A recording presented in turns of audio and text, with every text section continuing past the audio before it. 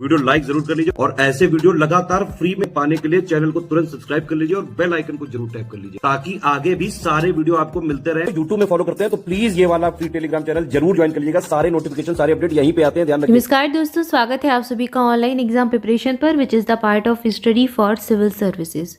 दोस्तों, उत्तर प्रदेश सामान्य ज्ञान के अंतर्गत आज देखने वाले हैं भूगोल से संबंधित महत्वपूर्ण तथ्य। उत्तर प्रदेश का भौगोलिक क्षेत्र कैसा है, कैसा भूगोल है और क्या क्या इसके भाग हैं, आज इसको कवर करेंगे। आइए चलिए स्टार्ट करते हैं। सबसे पहले अगर किसी भी क्षेत्र की भौगोलिक स्थिति के बारे में बात करते हैं तो अक्षांशीय और देशांतरीय विस्तार के बारे में बात होती है। तो जानेंगे उत्तर प्रदेश का अक्षांशीय और देशांतरीय विस्तार कितना है। उत्तर प्रदेश का जो क्षेत्र है, उत्तर प्रदेश भारत का एक उत्तरी सीमांत राज्य है, यानी कि जो भारत की स्थिति है उसमें उत्तरी जो क्षेत्र है वहाँ पर उत्तर प्रदेश की स्थिति हो जाएगी। तो उत्तरी सीमांत, उत्तरी सीमा वाला राज्य है। यह उत्तरी अक्षांश से पूर्वी देशांतर विस्तार है। अब उत्तरी अक्षांश में ये कितना 23 डिग्री 52 मिनट उत्तरी अक्षांश से 30 डिग्री 25 मिनट उत्तरी अक्षांश तक, तथा पूर्वी देशांतर में 77 डिग्री 30 मिनट पूर्वी देशांतर से 84 डिग्री 39 मिनट पूर्वी देशांतर के मध्य स्थित है। तो पूरे विश्व में जो भारत की स्थिति है, या फिर कहें ग्लोब में भारत की स्थिति है, वो उत्तर पूर्वी देशांतर के रूप में है। इसलिए जब भारत ही उत्तर पूर्वी देशांतर में है तो भारत के जो भी क्षेत्र रहेंगे वो भी उत्तर पूर्वी देशांतर में आएंगे। तो उत्तर प्रदेश की स्थिति उत्तर पूर्वी देशांतर में हमने देखी। यहाँ पर राज्य का जो अक्षांशीय विस्तार है, अक्षांशीय विस्तार कहाँ से कहाँ तक है 7 डिग्री 36 मिनट से देशांतरीय विस्तार 7 डिग्री 9 मिनट है। तो ये अक्षांशीय और देशांतरीय विस्तार देखा और उत्तरी अक्षांश से पूर्वी देशांतर उत्तर प्रदेश की स्थिति देखी। इसके बाद अगला तथ्य है उत्तर प्रदेश उत्तर में शिवालिक श्रेणियों से घिरा है। उत्तर प्रदेश की जो भौगोलिक स्थिति है, तो उत्तर प्रदेश का जो उत्तरी वाला इलाका है वो शिवालिक श्रेणियों से बना हुआ है जो हिमालय का ही विस्तार है, जबकि पश्चिमी और दक्षिण पश्चिम और दक्षिण में यमुना तथा विंध्याचल श्रेणियां हैं। पूर्व में गंडक नदी स्थित है। दक्षिण का जो सीमांत क्षेत्र है वहाँ पर बुंदेलखंड का पठारी प्रदेश मौजूद है जिसका दक्षिण की तरफ विस्तार है। तो उत्तर प्रदेश के उत्तर में शिवालिक श्रेणियाँ हैं, दक्षिण में यमुना और विंध्याचल श्रेणियाँ हैं। इसके अलावा गंडक नदी है। तो कुछ इलाका शिवालिक श्रेणियों से घिरा है, कुछ इलाका पठार से निर्मित है, कुछ मैदानी भाग भी है, गंगा यमुना दोआब क्षेत्र भी यहाँ पर मिलता है। तो सारी चीज़ें हैं। उत्तर प्रदेश का ये विस्तार देखा उत्तर पश्चिम और दक्षिण वाले क्षेत्र में। इसके अलावा उत्तर प्रदेश प्राचीन गोंडवाना लैंड का भूभाग का हिस्सा है। तो अगर आपसे प्रश्न पूछा जाए उत्तर प्रदेश किस भूभाग का हिस्सा है, तो यह प्राचीन गोंडवाना लैंड भूभाग का हिस्सा है। गंगा के मैदानी क्षेत्र की संरचना प्लीस्टोसीन काल से आरंभ हुई, जिसकी प्रक्रिया आज भी जारी है। दक्षिण में स्थित पठारी प्रदेश का निर्माण पूर्व कैम्बियन युग में विंध्याचल शैल समूह से हुआ था। यह शैल समूह आज भी विंध्याचल पर्वत श्रेणी में पाए जाते हैं। उत्तर प्रदेश में आर्कियन, विंध्यन, गोंडवाना, टर्शियरी और क्वाटरनरी शैल समूह पाए जाते हैं। तो ये उत्तर प्रदेश की शैल समूह की बात की। इसके बाद अगला तथ्य आप देख रहे हैं आर्कियन शैल समूह सोनभद्र और ललितपुर क्षेत्र में पाए जाने वाले प्राचीनतम संरचनाएं हैं। इन शैलों के अंतर्गत सिस्ट, नीस, ग्रेनाइट ये सब सम्मिलित हैं। ये जो चट्टानें हैं तो सिस्ट पाई जाती है, नीस चट्टानें और ग्रेनाइट की चट्टानें मिलती हैं इन शैल समूह में। इन चट्टानों में बहुमूल्य खनिज मिलते हैं जैसे कि यूरेनियम हुआ, हीरा हुआ, ये सारे इनके आदि संभावित भंडार हैं। बुंदेलखंड नीस आर्कियन शैल समूह का एक प्रकार है। तो अगर आपसे पूछा जाए कि बुंदेलखंड का जो क्षेत्र है वो किस प्रकार के शैल समूह से मिलकर बना है, तो नीस आर्कियन शैल समूह का एक प्रकार है। यह ग्रेनाइट की तरह दिखता है और इसमें मोटे दानेदार बनावट पाई जाती है। तो यहाँ पर हमने इसकी बात की। इसके बाद अगला तथ्य देखते हैं। अगला तथ्य है विंध्य शैल समूह के बारे में।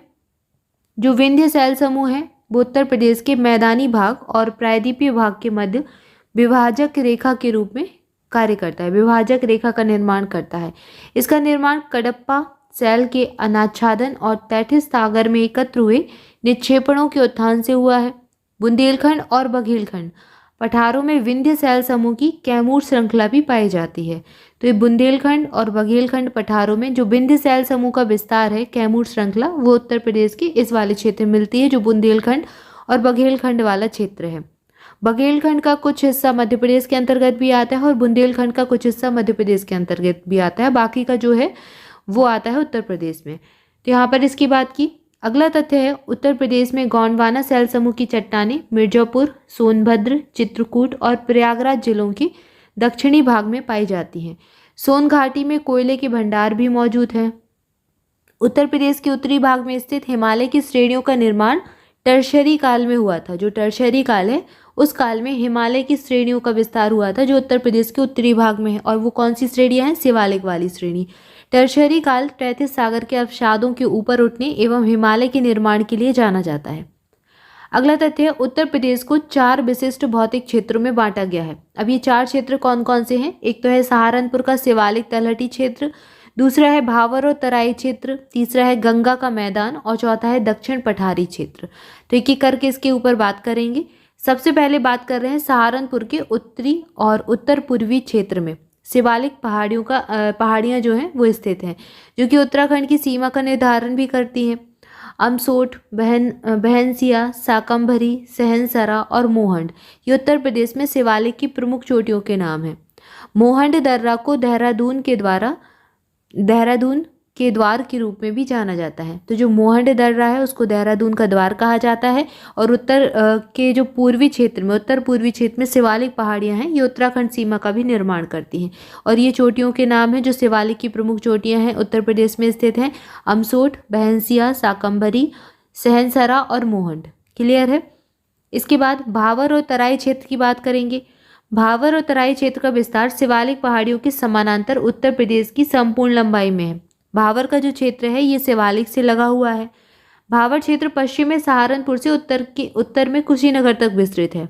और जो तराई क्षेत्र है, तराई क्षेत्र के अंतर्गत कौन कौन से क्षेत्र आते हैं? सहारनपुर, बिजनौर, रामपुर, पीलीभीत, लखीमपुर खीरी, बहराइच, गोंडा, बस्ती, सिद्धार्थनगर, गोरखपुर, महाराजगंज और देवरिया जनपद, ये सभी आते हैं तराई क्षेत्र के अंतर्गत।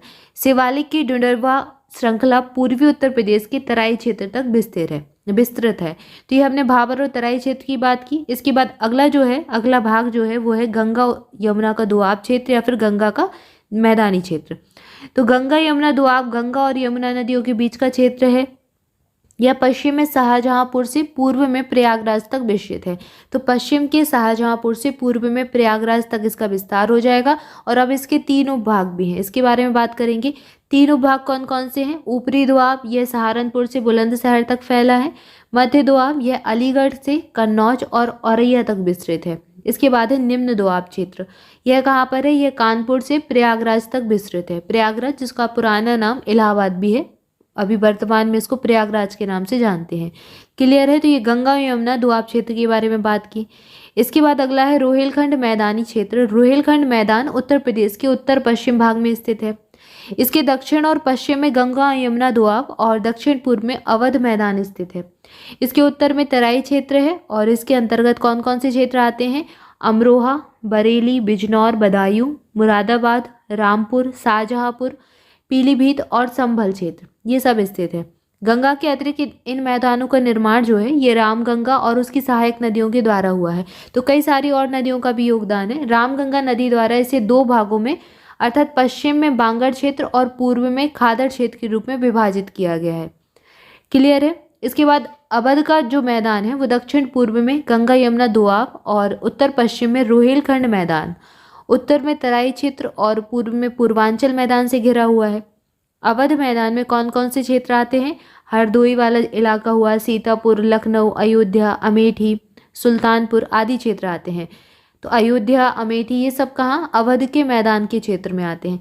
गंगा के अतिरिक्त सरयू, घाघरा और गोमती नदियाँ इस मैदान में प्रवाहित होती हैं। तो ये गंगा के ही साथ प्रवाहित होती हैं। सरयू नदी भी यहाँ पर बहती है, गोमती नदी भी बहती है। ठीक है। और ये सारे क्षेत्र इसी के अंतर्गत आते हैं अवध के मैदान में।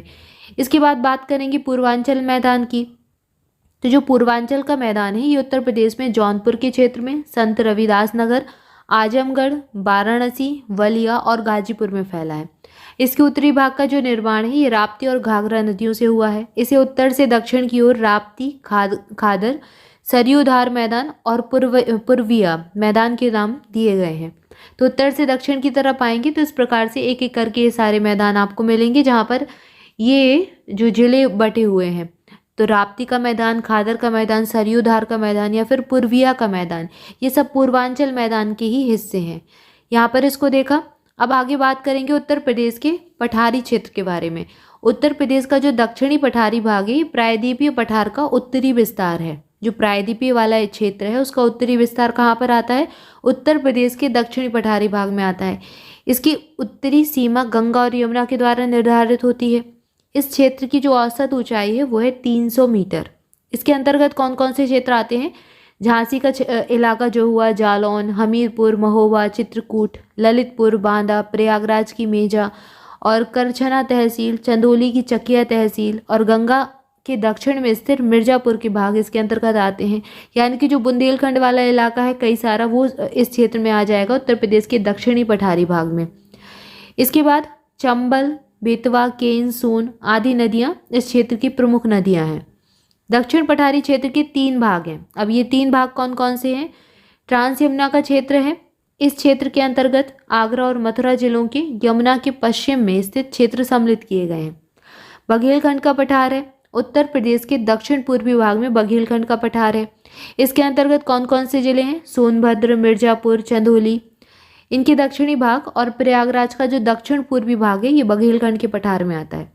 यह क्षेत्र कोयले में समृद्ध है और सिंगरौली बेसिन यहाँ पर है। और सिंगरौली तो कोयले के लिए सबसे ज़्यादा जाना जाता है। सिंगरौली में कोयले की सबसे मोटी परत पाई जाती है। इसे विंध्याचल पठार भी कहा जाता है। विंध्याचल पठार का विस्तार भी है यहाँ पर विंध्याचल पर्वत का, इसलिए इसे विंध्याचल पठार के नाम से भी जानते हैं।